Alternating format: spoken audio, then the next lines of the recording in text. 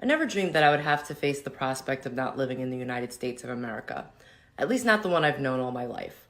I've never wished to live anywhere else. This is my home, and I was privileged to be born here.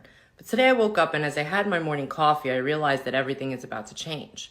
No matter how I vote, no matter what, I say something evil has invaded our nation, and our lives are never going to be the same. I've been confused by the hostility of family and friends. I look at people I've known all my life, so hate-filled that they agree with opinions they would never express as their own.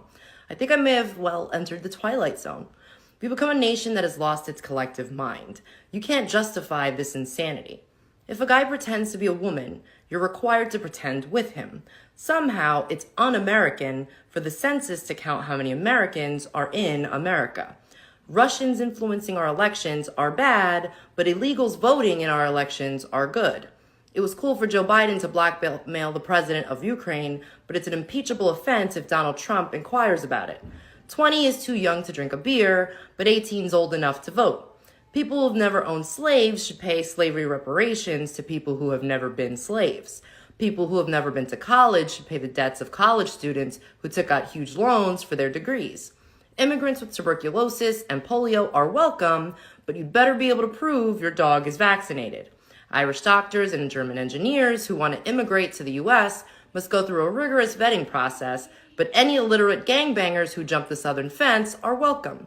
$5 billion for border security is too expensive, but $1.5 trillion for free healthcare is not.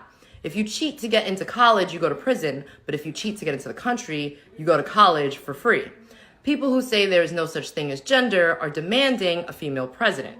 We see other countries going socialist and collapsing, but it seems like a great plan to us. Some people are held responsible for things that happened before they were born, and other people are not held responsible for what they're doing right now. Criminals are caught and released to hurt more people, but stopping them is bad because it's a violation of their rights. And pointing out all this hypocrisy somehow makes us racist. Nothing makes sense anymore. No values, no morals, and no civility. People are dying of a Chinese virus, but it's racist to refer to it as Chinese even though it began in China.